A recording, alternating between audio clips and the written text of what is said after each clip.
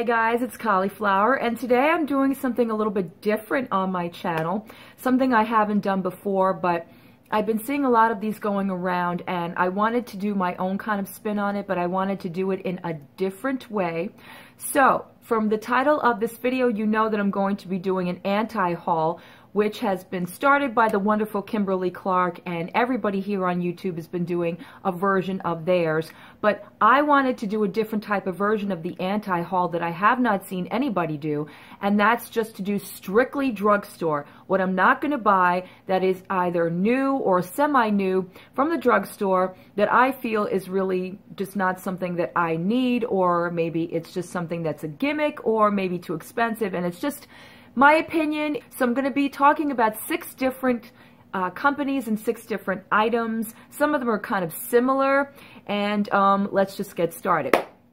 So I wrote everything down. I wrote all of the items down because I went on the Ulta website, and I wrote down the price point, and I wrote down how many stars, and I actually even read some of the reviews on some of these products.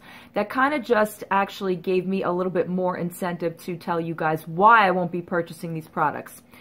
And the first product we're going to be talking about is from Covergirl, and it is the Covergirl Peacock Flare Mascara.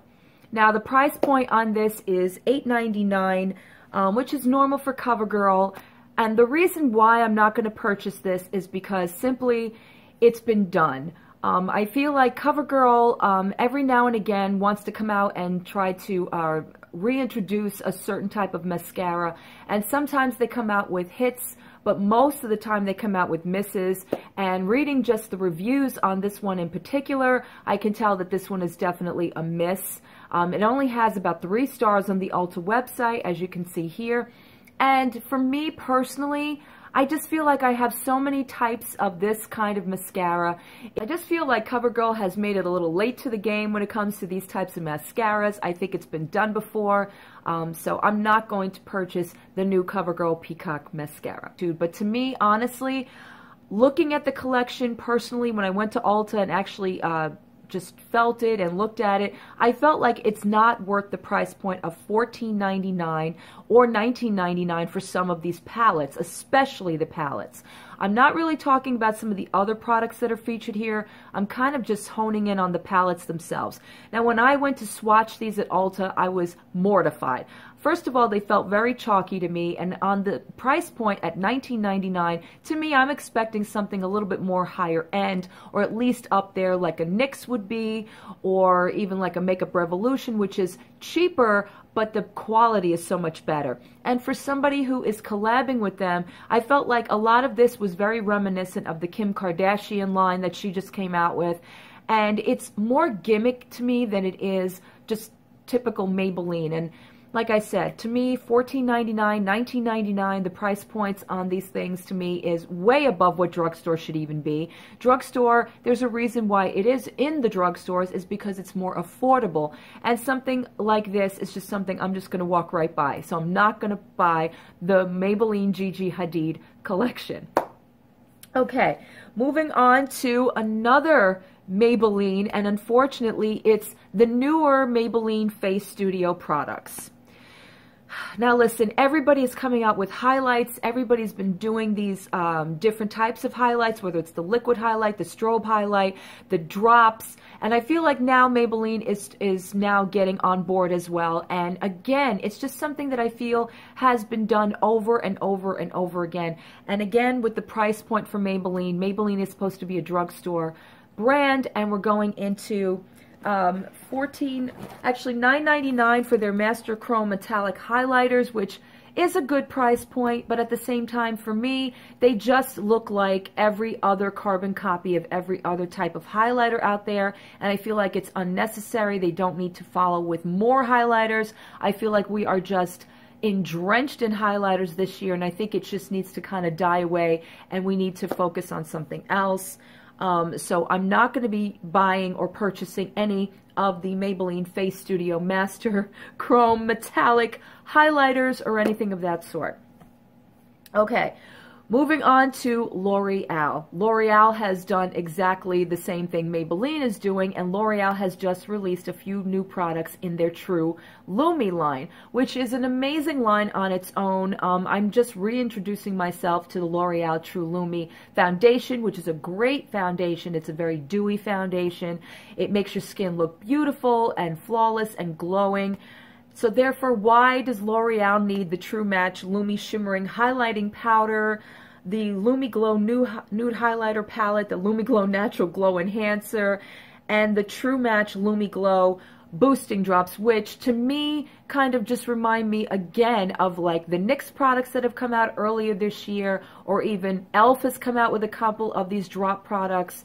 And I just feel like it's just inundated. We're just being inundated now with highlight. Everything is surrounding glowing and highlight, and it's been done.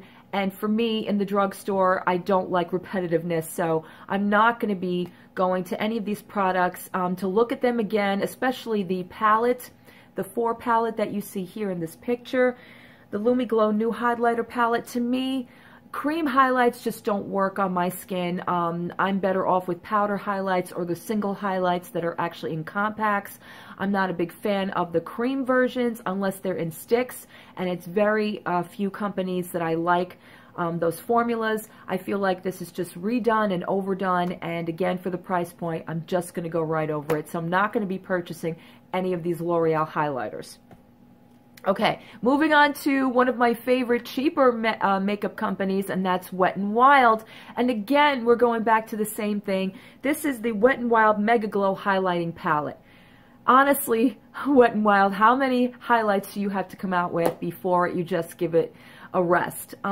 This is just, again, to me, it reminds me of their single highlights, which are a lot cheaper. This one is going to be $14.99. You guys can pick up any of their highlights that they have come out with early this year or even last year. Some of the ones that they've done over the years, like the Fergie Center Stage. I love that highlight. A lot of people don't talk about it anymore. I feel like they came out with the unicorn, they came out with the mermaid, they came out with the rainbow, and they come out with so many different versions of highlight that it's just, I'm so overwhelmed with too many highlights. And Wet n Wild is one of the cheaper brands in the drugstore, and I feel like they're just jumping on board with what Maybelline did, with what L'Oreal did, and they don't need to do that. They're great on their own for being inexpensive, and just coming out with some of their single highlights to me are just about enough. So I don't think I will be giving that a go, so I'm definitely passing over on the Wet n Wild Mega Glow Highlighting Palette. Sorry, Wet n Wild. Okay, we're going to get away from the highlights, and the last of the products I'm going to be talking about is from my favorite Revlon, which normally in the lip area, I love their lip products, but Revlon is released or has released their lip enhancer for fuller-looking lips. This is the Revlon Kiss Plumping Lip Cream. And again, to me, I just think that, first of all, I don't think it's necessary. As far as lip plumping, it's a very hard market to target because a lot of people come out with these things that either do one of two things. Either they burn your lips and they do absolutely nothing, or they do give you a little bit of a plump, but the rest of the product, if it's supposed to be like a lip cream or a lip matte or what have you, either dries out your lips or it doesn't really show up as opaque. And I feel like this is going to be one of those products. It is a $9.99 price point.